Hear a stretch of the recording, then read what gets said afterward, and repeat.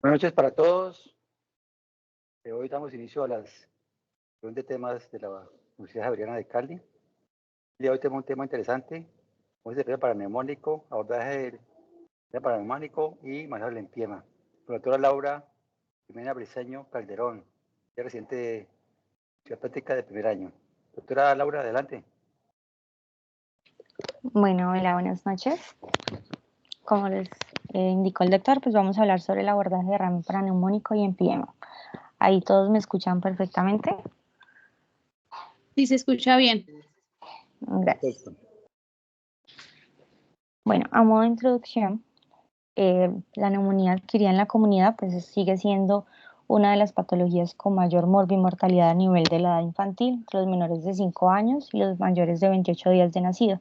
Esto va a ser una infección aguda del parénquima pulmonar que en la mayoría de los casos va a tener una recuperación, pero en un pequeño porcentaje vamos a presentar complicaciones locales a nivel del parénquima y complicaciones sistémicas, ya sea por una falla multiorgánica, un shock séptico o metástasis infecciosas, dado por una meningitis, una pericarditis, pacientes con endocarditis.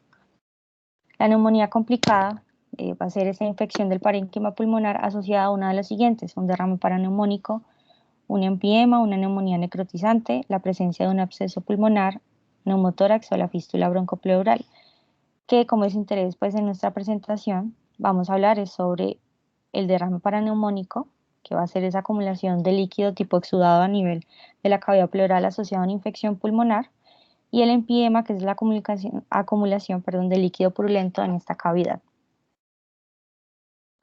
Bueno, modo de datos generales, es importante igual tener en cuenta que la pleura viene de su origen del mesodermo, va a estar dada de una capa de una pleura visceral y una pleura parietal, que la irrigación de estas capas va a estar principalmente por la circulación sistémica, ya sea de la pleura visceral, que viene de la circulación bronquial, y la pleura parietal, su circulación sistémica va a estar dada según la zona, ya sea si sea en la zona apical, ramas de arteria subclavia, la zona ligada a la cavidad torácica, que son ramas de las arterias intercostales y la arteria mamaria interna, y a nivel supradiafragmática, ramas de la arteria frénica. El drenaje venoso, qué pena que no se ve en esta diapositiva, va a estar dado principalmente la pleura visceral por las venas pulmonares y la pleura parietal por las venas bronquiales, y ya tenemos pues nuestro drenaje linfático, en donde principalmente de la pleura parietal va a ser el drenaje de todo el líquido que tengamos a nivel de la cavidad pleural y de las células, y la pleura visceral va a tener su drenaje linfático directamente ligado al sistema linfático del parénquima pulmonar. Ya pues para hablar de datos respecto al derrame paraneumónico, en la epidemiología tenemos que los pacientes con neumonía, entre un 2 a un 12% van a presentar o desarrollar esta patología de derrame paraneumónico del empiema, y de ellos un 28% va a requerir de una hospitalización, teniendo pues un pico de incidencia mayor en la edad entre los 2 a los 4 años, de una proporción de 3.9 por cada 100.000 habitantes. Como factores de riesgo pueden presentar enfermedades subyacentes que nos aumenten el riesgo de desarrollar esta patología, que comprometen como tal el sistema inmune o el sistema de defensa, que puede ser inmunodeficiencias, pacientes con neoplasias, haber presentado una infección viral previa, la cual se sobreinfecte, pacientes con cardiopatía congénita, una fibrosis quística o recién nacidos prematuros. Como factor protector, pues se han implementado la vacunación, como vemos aquí en la gráfica, a partir del 2010, que se creó la vacuna polivalente para 13 serotipos del neumococo. La tasa de hospitalización de derrame paraneumónico secundario al Streptococcus pneumoniae ha disminuido, aunque persiste siendo pues uno de los microorganismos más importantes.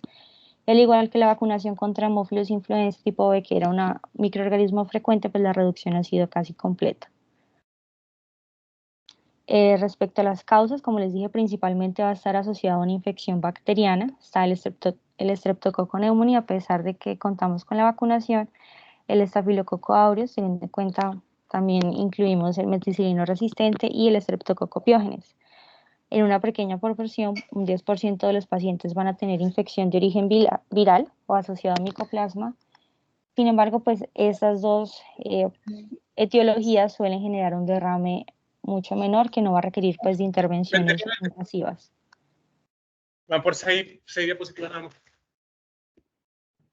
Bueno, respecto a la fisiopatología, vamos a tener 3 etapas importantes para el desarrollo del derrame paraneumónico. Inicialmente tenemos el derrame exudativo. Esto va a ser un aumento del líquido intersticial pulmonar asociado al aumento de la permeabilidad capilar, que va a estar dada pues, por las fuerzas de Starling que ya conocemos. Este desequilibrio entre la presión hidrostática y la presión oncótica de los capilares va a generar que aumente la producción del líquido a nivel del espacio pleural, que como conocemos a nivel fisiológico nosotros tenemos una producción de 0.1 a 0.2 cc por kilo de peso corporal de una producción de un líquido normal que es necesario para que se dé el movimiento de las pleuras y no haya como tal una dificultad o colapso entre el movimiento respiratorio. Entonces, en esta primera etapa la duración va a ser entre 24 a 72 horas. Aquí el líquido va a ser un líquido exudado simple, el pH va a estar normal y no va a haber alteración de la glucosa. Luego seguimos en la siguiente etapa, que es la fibrinopurulenta. En esta va a haber invasión bacteriana con una acumulación abundante de polimorfonucleares y depósitos de fibrina, lo que generan que se forme un exudado engrosado que va a alterar pues como tal ese drenaje del líquido normal, y este proceso se va a dar a nivel entre las 7 a las 10 semanas de inicio del cuadro infeccioso. Suele iniciar aquí la formación de septos o lóculos que nos van a interrumpir pues un drenaje adecuado. Y finalizamos con la fase organizada, en donde los fibroblastos van a crecer a nivel de la superficie pleural, tanto la capa visceral como parietal, generando una membrana inelástica y lo que se conoce como una piel pleural que va a que va a impedir que haya una reexpansión pulmonar adecuada, con lo cual altera la función pulmonar y pues es lo que va a generar mayor afectación clínica. Ya en esta fase se da más o menos a las 2 o 4 semanas de inicio de la segunda etapa. Dentro de la presentación clínica tenemos que tener en cuenta que un paciente que ingresa con neumonía, que a las 48 a 72 horas no presenta mejoría de tratamiento antibiótico, hay que sospechar que no estén presentando una complicación. Entonces, los síntomas principales más frecuentes son fiebre y tos en un 90% de los casos. Puede haber síntomas inespecíficos con inapetencia, malestar general, la presencia de un dolor torácico pleurítico y ya dependiendo de la cantidad de líquido que tengamos en la cavidad, pues van a presentarse síntomas respiratorios. Bueno, ya respecto a la evaluación, vamos a evaluar primero los tipos de diferentes imágenes y luego el abordaje del manejo terapéutico. Entonces iniciamos con la radiografía. Este va a ser nuestro estudio inicial para el diagnóstico de pacientes con derrame pleural. La idea de la radiografía es que nos va a permitir dar ese acercamiento inicial y determinar el siguiente paso. Entonces, en signos radiológicos tenemos voy a mirar, aquí ustedes logran ver el láser. Bueno, sí, lo vemos. Gracias. Sí. Acá, como decíamos, borramiento pues del ángulo costofrénico o el signo de menisco, que podemos hacerlo ubicando al paciente en decúbito lateral, y el líquido al correr a nivel de la pared torácica lateral, pues genera el signo del menisco. ¿Cuál es la limitación de la radiografía? Es que no podemos diferenciar si tenemos un derrame simple versus un derrame complicado con formación de septos o lóculos, o como vemos en la imagen aquí tenemos una opacidad completa del hemitórax izquierdo sin poder diferenciar si hay líquido, si hay una consolidación o alguna lesión extrapulmonar que nos altere la imagen. Entonces, con la radiografía esta nos permite hacer una clasificación y cuantificar el derrame para el manejo. Entonces, cuando tenemos una medida desde el borde del líquido hacia la zona inferior que sea menor a 1 centímetro, lo vamos a clasificar como leve. Moderado cuando mide más de 1/4 y menos de la mitad del hemitórax, y severo o grande cuando mide más de la mitad del hemitórax. Ya respecto a la ecografía, lo ideal de hacer este estudio es cuando tengamos en toda radiografía de tórax que veamos que el derrame es mayor a leve, pues va a ser necesario el uso de una ecografía que nos permita determinar la naturaleza de ese líquido. Podemos cuantificar cuánto tenemos, si se va a realizar punción, identificar el sitio óptimo, y en comparación con la tomografía, pues no expone al paciente a radiación, está más disponible y es mucho más sensible para la identificación de los septos. Ya la tomografía la vamos a utilizar cuando sospechemos una etiología diferente que esté generando el deterioro clínico del paciente, ¿sí? Cuando hay sospecha de formación de abscesos pulmonares, cuando hay necrosis pulmonar o cuando digamos planear un abordaje quirúrgico dado por toracoscopia o una toracotomía, pues es ideal tener la tomografía. Respecto a los laboratorios, pues tenemos laboratorios iniciales, tener hemograma, reactantes inflamatorios. En ciertas guías nos sugieren la toma de hemocultivos para aumentar la sensibilidad y poder detectar el microorganismo que está generando la enfermedad. Sin embargo, pues la sensibilidad que tiene es hasta un 20% de que el resultado nos salga positivo. Siempre que hagamos un drenaje o toma de muestra de líquido pleural es necesario tomar el citoquímico que nos da claridad identificar que estamos frente a un líquido transudado o un líquido exudado. El líquido exudado que nos sugiere que puede ser un empima, el pH va a estar menor a 7 con consumo de glucosa menor a 40 y aumento del LDH. Ideal pues tomar muestras de cultivo y Gram y en caso de que sospechemos una patología diferente a una causa de infección es necesario tomar una citología de ese líquido. Respecto pues, a pruebas adicionales que nos mejoren la sensibilidad para detección de los microorganismos, son estas aquí reflejadas en la tabla: reacción de cadena polimerasa, antígenos de neumococo y prueba rápida para streptococo.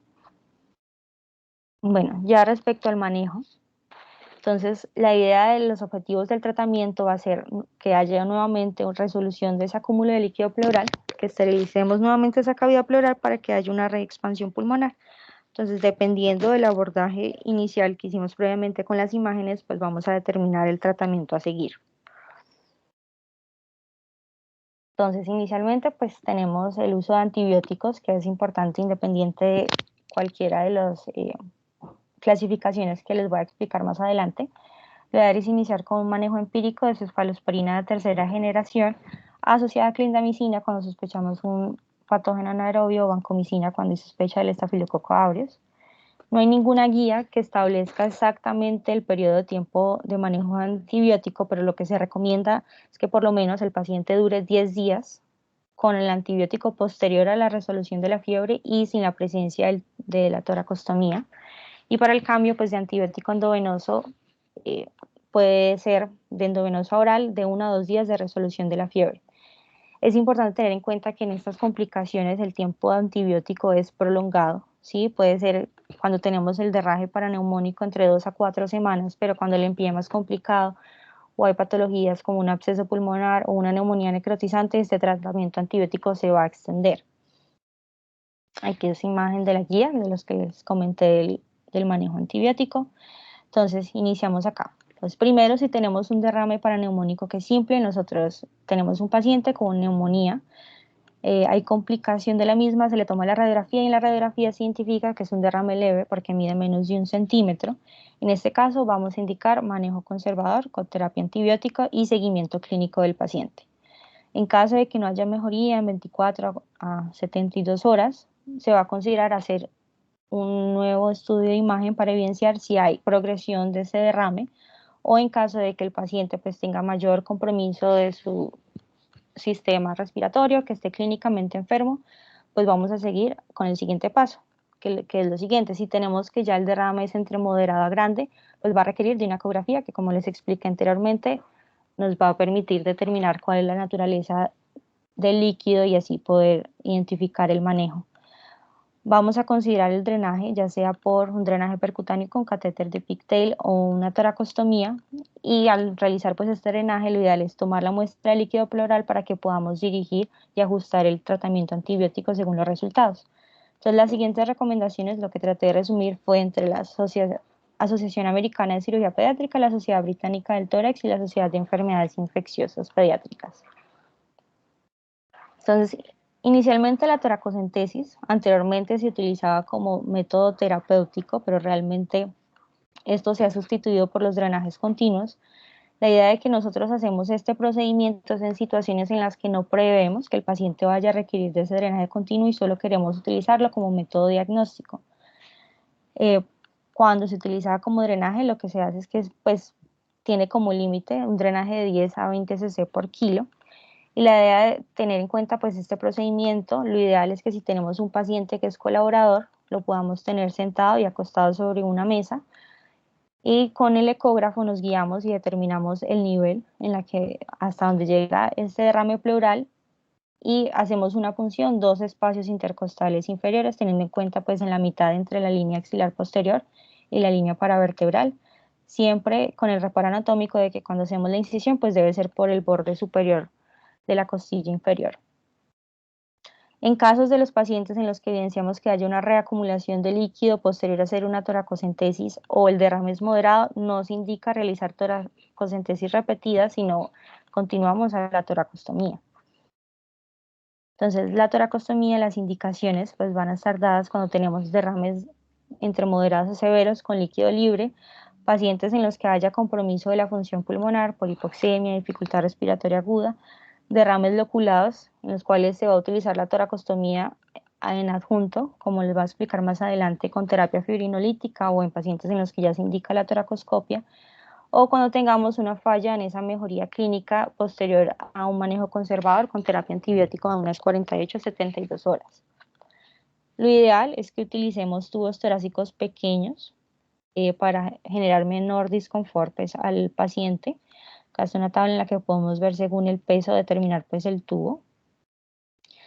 Y respecto pues, al procedimiento de la toracostomía, pues datos importantes, lo que sabemos que el ideal es que sea a nivel del quinto al sexto espacio intercostal, entre la línea axilar anterior y la línea axilar media, también teniendo en cuenta el reparo anatómico que debemos ir por el borde superior de la costilla inferior.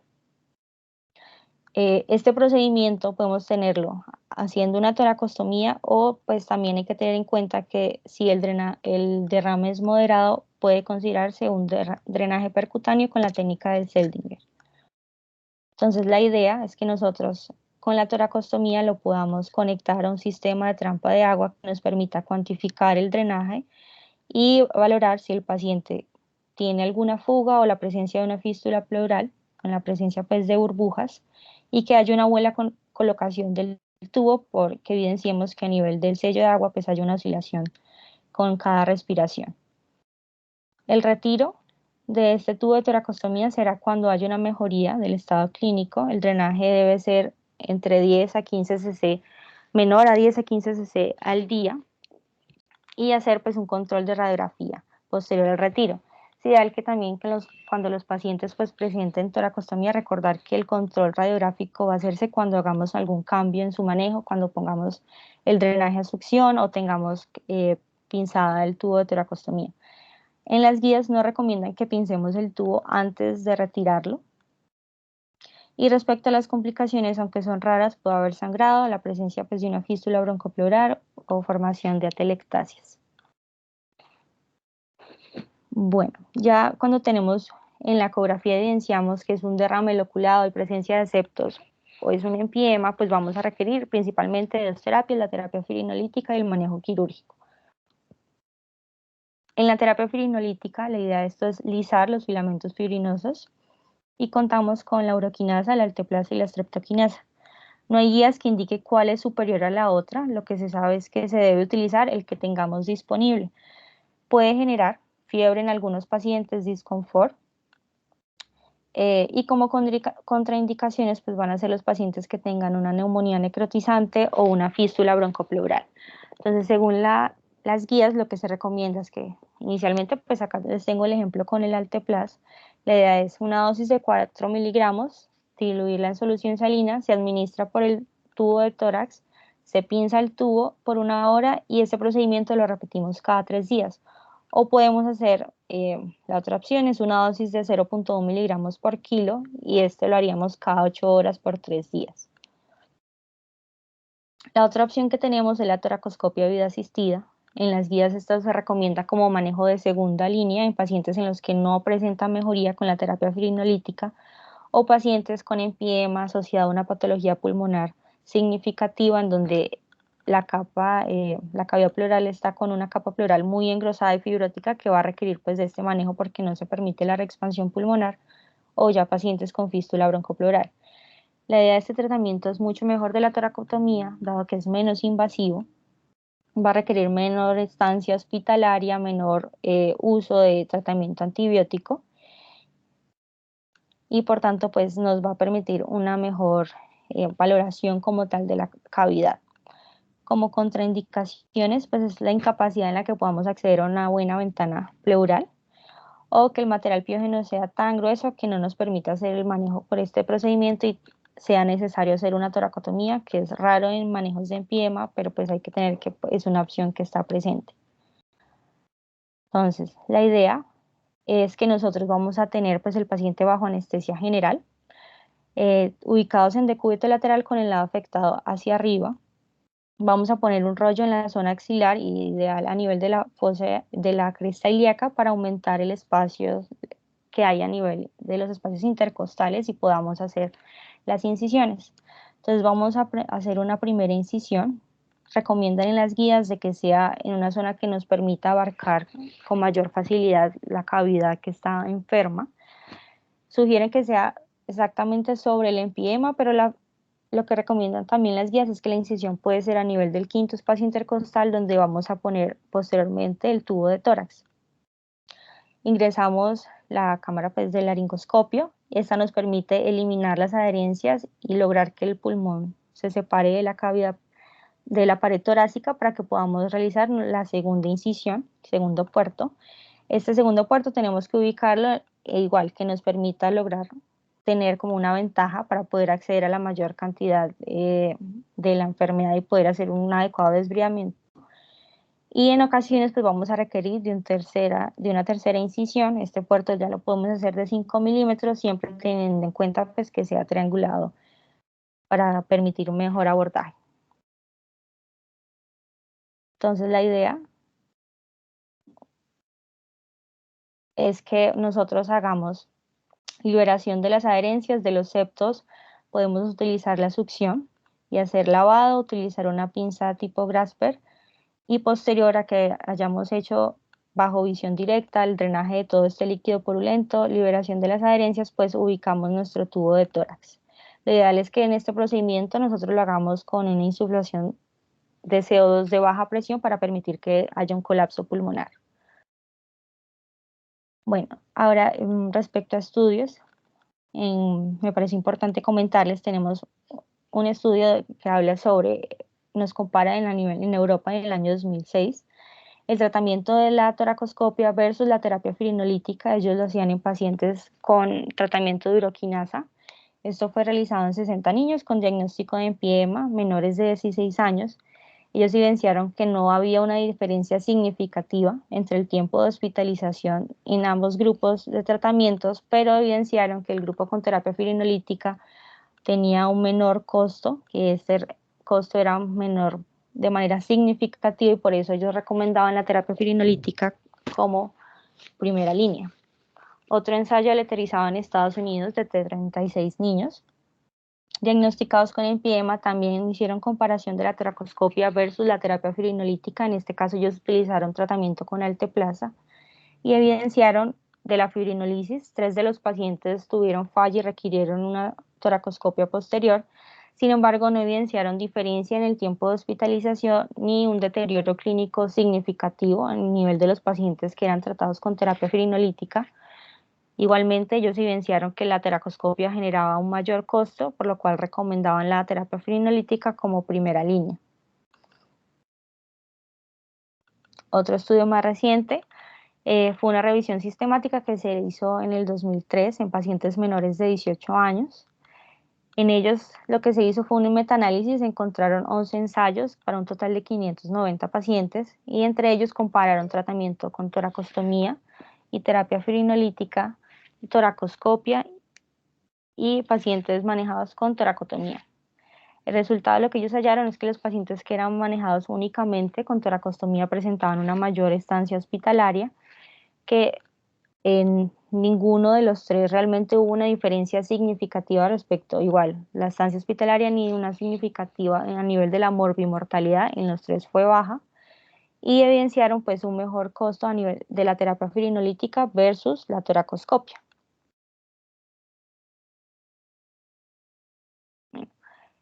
Otro manejo adicional que tenemos, aunque es poco frecuente, es la toracotomía. Con ella pues vamos a hacer una decorticación y extirpación de esa corteza pleural gruesa y fibrosa para lograr una evacuación del material piógeno. Esto raramente se usa en el tratamiento de empiema y en niños, por lo cual se recomienda, si se requiere hacer un manejo más invasivo, la mini toracotomía, en donde se realiza una pequeña incisión a nivel de la línea axilar media de 3 centímetros. Con ella podemos ingresar a la cavidad. Se utiliza un mediastinoscopio para poder visualizar adecuadamente. Se hace desbridamiento bajo visión directa de la cavidad. Y lo ideal es que posterior a que hagamos la limpieza, igual introducimos o dejamos un tubo de tórax en la zona más caudal de la incisión, fijada pues a la piel. Afrontamos los músculos intercostales con Vicryl. Pero como les digo, pues este procedimiento realmente es menos frecuente. Qué pena, me disculpan, hay una diapositiva que no sé por qué no se evidencia, quería comentarles. Nosotros en el Congreso, nosotros en el Congreso evidenciamos la presentación, la doctora no pudo conectarse el día de hoy, pero tuvimos una exposición, un estudio que se hizo en el Instituto de Roosevelt de Bogotá. En ellos hicieron un estudio desde el 2016 hasta el 2023. Los 3 primeros años recopilaron pacientes que fueron manejados con toracoscopia y los siguientes 3 años pacientes tratados con terapia fibrinolytica. Ellos crearon un protocolo con la terapia del T-Plaza. Y lo que ellos evidenciaron, aunque no hubo diferencia significativa en ambos grupos, sí había una mejoría clínica en los pacientes con la terapia fibrinolytica que requería menor tiempo de ventilación mecánica y menor uso de transfusiones, menor estancia hospitalaria y el tiempo, digamos, de tratamiento con el tubo de tórax. Ellos lo que evidenciaron con sus resultados y sugirieron es que a pesar de que no obtuvieron esa diferencia significativa, la toracoscopia pues implica un riesgo de un deterioro clínico posterior al procedimiento, así que consideraron la terapia fibrinolytica como su manejo de primera línea desde el 2020 para específicamente pacientes con diagnóstico de un empiema en fase 2. Pues teniendo pues muy buenos resultados. Me parece importante como comentarles ya que está relacionado con el tema, pero lastimosamente pues la doctora no se pudo conectar con nosotros. Ya a modo de resumen, tengo esta gráfica. Quería agrandárselas, pero aquí no me permite. Entonces, teniendo en cuenta, modo de resumen, si tenemos un paciente con un derrame pleural, si es leve, es un derrame simple, vamos a hacer manejo conservador con terapia antibiótica. Ya si tenemos un paciente con un derrame moderado a severo o hay deterioro de su estado clínico, va a ser necesario la toma de una ecografía. En la ecografía nos permite evaluar la naturaleza del líquido. Si es un líquido que sigue siendo un líquido simple, sin septos, podemos considerar la utilización de tubo de toracostomía, un drenaje con pigtail y realizar seguimiento de 48 a 72 horas. Si por el contrario evidenciamos con la ecografía que hay formación de septos o lóculos, el paciente, como explican las guías, el manejo de primera línea va a ser la terapia fibrinolytica en conjunto con la toracostomía y pues igual seguimiento a 48 a 72 horas en casos de que el cuadro clínico no haya una mejoría o los síntomas son persistentes o hay progresión de ellos, recomiendan estudios de tomografía para descartar una causa adicional al deterioro.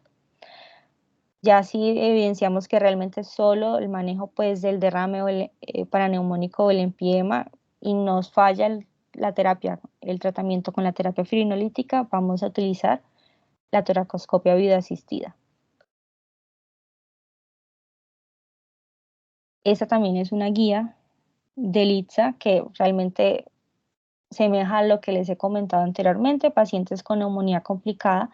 Se hace diagnósticos iniciales de laboratorios con marcadores inflamatorios, hemograma, hemocultivos. En ellos la clasificación va a estar dada con la ecografía inicialmente para caracterizar el tamaño y las características. Un derrame pequeño ellos los consideran menor a un cuarto del hemitórax, que le van a hacer manejo conservador con antibióticos. Un derrame moderado entre un cuarto a la mitad del hemitórax, que si el paciente tiene síntomas leves, consideran que se puede valorar la opción de continuar con este manejo conservador o ya requerir un drenaje. Y pacientes pues con derrame severo van a requerir pues el drenaje que ya puede ser dado por el tubo de por la toracostomía asociada a terapia fibrinolytica o una toracoscopia video asistida. Importante pues siempre cuando hacemos un drenaje, siempre tomar muestra de líquido para poder pues dirigir nuestro tratamiento antibiótico. Muchas gracias. Doctora, muchas gracias por la presentación. A ver, quisiera hacer unos comentarios antes de pasar a las preguntas. Son básicamente lo siguiente. Importante en derrames paraneumónicos o sospecha de empiema, la historia clínica. Eso es muy importante, doctora. Usted podría evidenciar en qué estadio está el paciente según su tiempo de evolución. Como paciente llega usted con el día de consulta, es el día que empiezan los síntomas, no el día de antes uno ya estaría en fase 2 de Doc, qué pena se le escucha, no se le escucha bien el sonido. de manera en otra ciudad, en otra ciudad o en otro sitio, el paciente haber recibido antibióticos, medicamentos, y llega ya a la clínica de nosotros, todo manipulado por antibióticos y en estados avanzados de la enfermedad, que es lo más frecuente. Parece que se maneja afuera en forma irregular, por médicos generales o por pediatras, o automedicación, y llegan también a nuestro sitio, a nuestro lado, y ya el paciente viene ya complicado. Pero es importante la historia clínica como parte del diagnóstico inicial. Ahora, lo digo, la placa es muy importante. Más importante que la placa es la ecografía.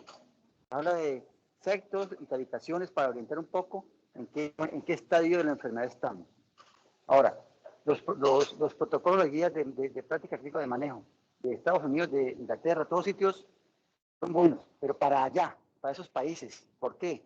Porque es un paciente bien nutrido la mayoría. Aquí en Latinoamérica los pacientes son desnutridos, flacos. Y eso empeora los pronósticos y los resultados en el tratamiento. Ahora, nosotros somos muy en Latinoamérica, en Colombia sobre todo, muy toracoscopistas. Muchos de densidad mínimamente invasiva, que puede hablar de que sea invasiva. ¿Y por qué eso? Porque la citoquinasa, la orquinasa y la otra que usted menciona, en Colombia tienen indicaciones por NIDIMA para patología cardíaca. Entonces no hay la indicación real para usarlo en empiema y todas esas cosas. Por eso es la dificultad clínica para uno usar esos productos. Sí, Doc, la verdad era interesante que hubiera... Orquinasa y esteroquinasa, me acababa en el Seguro Social, y trabajaba en Salud Pro, pero eso como es de esa época, pero ahora es complicado realmente usar este tipo de productos, pero es una buena idea rescatar ese tipo de productos, ese protocolo para usarlos en nuestros hospitales. ¿Algún comentario del público? Gracias, doctor. El doctor Villamizar tiene la mano alzada. Sí, muchas gracias, Laura, por la revisión. Creo que fue una revisión supremamente completa. Yo, pues aprovechando que soy de los que más antiguos, de los más veteranos del grupo, quiero contarles una parte histórica del manejo de los empiemas y que eventualmente los pacientes salieron muy bien, pero con diferentes protocolos. Recuerdo mucho un protocolo muy interesante que se utilizaba en la ciudad de Manizales, en la Universidad de Caldas, que todo paciente que llegaba con empiema, teniendo en cuenta, y hago un paréntesis, lo que dijo ahora el doctor Melo, que llegan pacientes, sobre todo a los hospitales públicos, en condiciones muy regulares, con neumonías adquiridas en la comunidad, complicadas, y por supuesto ya llegan toreados con una cantidad de antibióticos, o sea que llegan en una fase 2 en adelante. Entonces le colocábamos el tubo de toras y por otra incisión le colocábamos una sonda de Nelaton y con ella hacíamos una infusión permanente durante 48 horas con una solución que tenía antibióticos. Eso era un manejo interesante, pues para que ustedes sepan que históricamente hay que conocer que eso se hizo. Hoy día, por supuesto, no se hace. En la segunda experiencia, que también la conocí muy de fondo y me tocó practicarla, era la que se hacía en el Hospital de la Misericordia en la ciudad de Bogotá, donde los niños también llegaban muy complicados, en fase 2 en adelante, y de entrada esos pacienticos los llevábamos a mini toracotomía, como mencionaba Laura, y era la maniobra digital, donde nosotros aprovechábamos para hacer una infusión, un buen lavado, y digitalmente íbamos liberando todas las membranas y todos los tabiques que había. Obviamente esos pacientes, algunos teníamos que reintervenirlos posteriormente para hacerles una decorticación.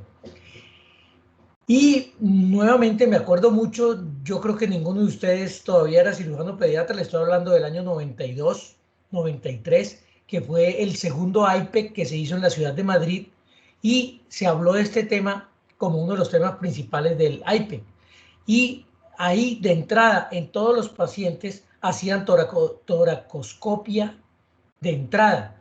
Decían, nosotros no nos ponemos a colocar tubos de toras de toracostomía ni nada de eso, sino simplemente de una vez metemos el lente, el paciente lo tenemos anestesiado tanto para una cosa como para la otra, hacemos el lavado, aspiramos el líquido, lo mandamos a cultivo, lo mandamos a citoquímico y de una vez le dejamos el tubo colocado como nosotros creemos y no tenemos el riesgo de que el tubo quedó hacia un lado, hacia arriba, hacia abajo, enredado, doblado, que son muchas de las complicaciones que tiene la toracostomía.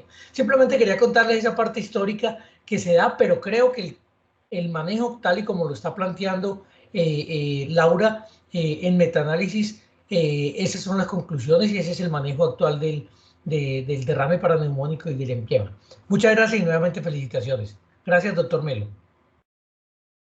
Muchas gracias, ¿Algún doctor. otro comentario del auditorio? ¿Otro comentario?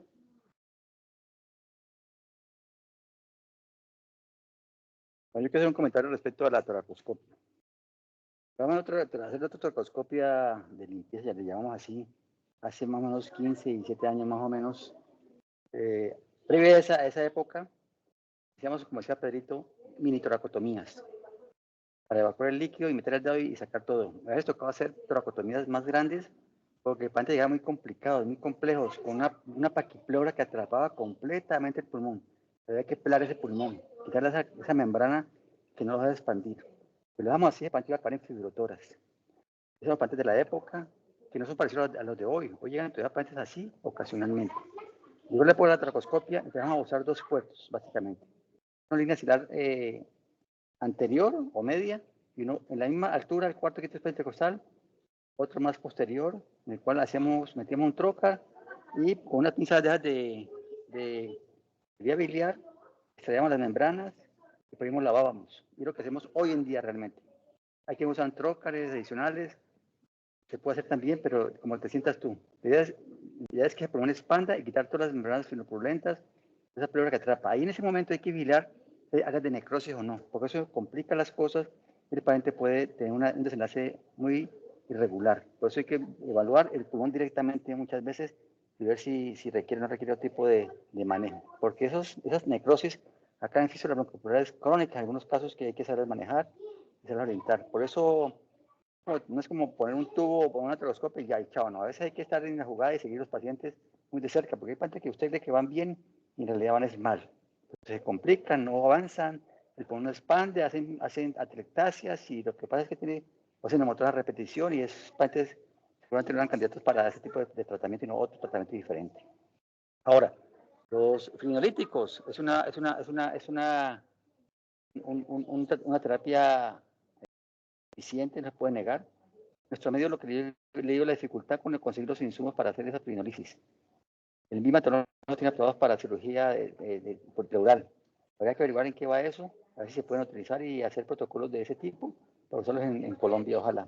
Pero por ahora lo que más hacemos es del derrame y toracoscopia, realmente es lo que usamos. Ahora, eventualmente habrá que hacer toracotomía, porque van mal, tienen necróticos y van a acabar en lobectomías o cementectomías, puesto que requieren ese tipo de terapia agresiva. No sé si hay algún otro comentario del público. Mauricio, ¿estás por ahí? Sí, sí, aquí ando. ¿Me escuchan? Sí. Sí, doctor. Sí, bueno, no, completamente de acuerdo. Hay que siempre estar abierto a las nuevas terapias. Pues el estudio que se hizo aquí en Colombia es importante porque es un estudio comparativo y pues realmente los resultados fueron realmente muy similares a la toracoscopia entre uno y el otro. Lo único pues que creo que es diferente serían los costos y pues de todas maneras es más invasivo. El problema de la fibrinolisis para mí es que uno hace un tratamiento a ciegas. O sea, si muy bien puede disolver todas esas membranas y todo, pero la cámara cuando uno la mete puede tener una evaluación mucho más clara de cómo está el tórax por dentro. Eso también le da a uno como una guía de manejo. Entonces, pues yo creo que uno no puede estar cerrado a las nuevas tendencias y todo esto, pero para mí en particular y en nuestro medio la tracoscopia tiene que seguir teniendo un papel muy importante porque valorar la cavidad por dentro con un lente y poder uno mirar cómo está el parénquima, poder mirar si hay zonas de necrosis con seguridad, toda esta parte yo creo que no se logra tan fácil haciendo una terapia solamente como la fibrinolisis. Yo creo que debemos de ajustar, sí, puede hacerse los protocolos. No sé qué tan difícil sea la consecución porque en el Roosevelt hicieron el trabajo y aparentemente no hubo dificultades para conseguirlo, pero pues habría que mirar a ver el contexto donde ellos están, cómo se consiguieron.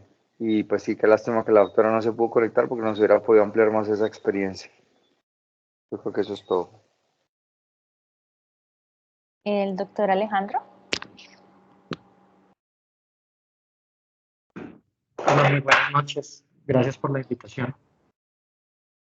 Yo quería comentar dos cositas. La primera, creo que lo más importante pues del manejo del empiema es saber en qué momento tenemos que hacer una intervención. Porque lo que me he dado cuenta es que a veces, desafortunadamente, no lo abordamos de manera juiciosa los pacientes en el sentido de que nos demoramos un poco y casi siempre cuando ya intervenimos, pues los pacientes ya están en una fase avanzada y cada vez es más difícil pues hacerles el manejo. Entonces, lo que he notado es que creo que estamos, y en todos los protocolos también mencionan, que uno debería hacer una toracentesis inicial.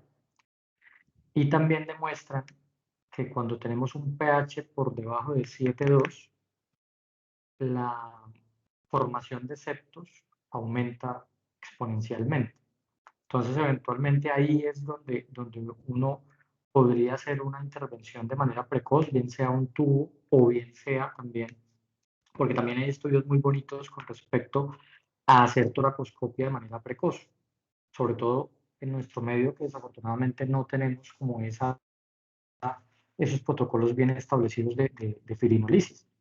Y ahora bien, también aquí es un punto importante donde nosotros deberíamos también tener ese papel activo en cuanto a hacer el diagnóstico para poder intervenir, y es la ecografía de la cabecera del paciente, que nos permite hacerlo de manera fácil, determinar si tiene o no tiene septos para poder tomar la decisión terapéutica importante. Entonces creo que es algo que nosotros como cirujanos pediátricos deberíamos estar entrenados para poder hacer el diagnóstico oportuno y el tratamiento adecuado en ese caso. Muchas gracias. Gracias, doctor. La doctora Adriana. Hola, buenas noches. Primero felicito a Laura por la charla. Creo que fue un resumen muy completo de este tema. Y pues mi comentario también está en relación a lo que acaba de decir Alejandro de la importancia de entrenarnos en POCUS, en ecografía. Creo que es el presente ahorita, como decíamos en la charla anterior, así como el fonendo amplió el examen físico, la ecografía en este momento es el presente. Y justamente nosotros los residentes de la Javeriana estamos haciendo el entrenamiento en POCUS y estamos en el módulo de tórax y pues de todo lo que tiene que ver con pulmón y pleura, y pues hemos visto todas las ventajas que eso nos da para acercarnos al diagnóstico y para tomar decisiones clínicas de una forma mucho más rápida y con mucha más información. Y pues de paso ratificar esto y ampliar la invitación a los profes de la Javeriana que tienen acceso a este curso de POCUS. Sería muy bueno poderlo implementar nosotros en las dos instituciones en las que estamos rotando principalmente. Eso sería mi aporte. Juan Carlos Dueñas, luego el doctor Mogollón. Adelante. Gracias, doctora. Bueno, buenas noches. Primero que todo, felicitar a Laura, excelente presentación, muy chévere, muy fluida, muy bien presentado. Y volviendo al tema de los fibrinolíticos, en mi residencia teníamos la oportunidad de utilizar Alteplase. El problema son los fibrinolíticos, con los fibrinolíticos es que son muy costosos y eso dificulta el acceso. Sin embargo, nos resolvían muchísimos inconvenientes cuando teníamos peor acceso, peor posibilidad de acceso al quirófano. A veces las filas eran tan largas y era tan difícil de poner un paciente en quirófano que eso nos llevó a usar los fibrinolíticos y a justificar el costo del tratamiento para hacerlo. Como un dato importante y nos funcionaba muchísimo era utilizar tubos de tórax o drenos de tórax muy gruesos, bien grandes. A pesar de que eran niños chiquitos, utilizábamos tubos 23, 26, tubos gigantes, pero teníamos excelentes resultados. Acabamos haciendo pocas toracoscopias porque nos iba bastante bien. Solo compartir esa experiencia. Acuérdense también, inclusive no teniendo fibrinolíticos, cuando no haya acceso a un quirófano, a las toracoscopias, hacer un drenaje de tórax con tubos grandes. Muchas gracias. Felicidades, Laura. Excelente presentación. Buenas noches. Adelante, Germán. Muchas Germán Mogollón, gracias, doctor. adelante. Hola, muy buenas noches para todos. Pues quería compartir algo como de la experiencia que hemos tenido con los fibrinolíticos en el Instituto Roosevelt. Al principio sí nos costó un poco, digamos, más la aceptación de la gente y convencer a los de UCI y ya, pero hoy en día ellos son los más convencidos que nosotros y nos llaman muy rápidamente que llegó un paciente y ponemos el tubo, incluso lo ponen ellos e inician tratamiento. Varias cosas de las que han mencionado, el diagnóstico clínico súper importante, o sea, el tiempo de evolución es que nos va marcando como la pauta y de acuerdo, no hay que dejar que esos pacientes duren 2, 3 días para tomar una decisión. Se pone el tubo de una vez y según la calidad del líquido ya vamos decidiendo el tratamiento. Nos apoyamos mucho también en la ecografía en la cabecera del paciente. Los intensivistas nuestros todos hacen ecografía y nos apoyan y hacen ecografía varias veces al día al mismo paciente y sabemos qué está pasando, si está dejando de producir el tubo, si se está tapando. Entonces yo creo que eso funciona bien. Y la ventaja es, pues bueno, no entramos a cirugía, sobre todo en los pacientes que están tan sépticos y en condiciones de falla respiratoria. Nos evitamos la cirugía en ese momento tan difícil. Y más bien a veces nos toca operar, pero ya cuando el paciente está pasando ya la fase de sepsis con todos los reactantes alborotados y ya podemos operar como más tranquilos a veces. Entonces la experiencia y el costo pues no nos ha parecido tan alto, se consigue fácil, lo utilizan pues para trombolisis coronaria en todos los centros cardiovasculares, o sea que la consecución no tiene problema. Es tener como el apoyo de la institución, porque es cierto que no tiene registro en BIEMA, pero digamos está en el Consenso Europeo de Manejo de empiema y eso, entonces basado en esos consensos, nosotros lo implementamos en Roosevelt. Era pues unas pocas cosas que quería comentarles. Gracias, Germán, por el aporte. Pienso que debemos en cada institución implementar estos protocolos y usarlos porque es algo que no es novedoso, que es muy viejo, pero de buenos resultados. No sé si habrá alguna otra pregunta de los residentes, los colegas jóvenes. ¿Alguien hace algún otro comentario? O si no es así, Victoria Mizar, despide la reunión, por favor. Si no hay más manos levantadas, muchas gracias a todos por la asistencia a la charla. Muchas Que gracias. estén muy bien, muchas gracias. Buenas noches. La próxima reunión la noches. próxima semana, el próximo martes, tocaremos el tema de estímulo no descendido. Muchas gracias. Muchas gracias. Hasta luego. Luego, buenas noches.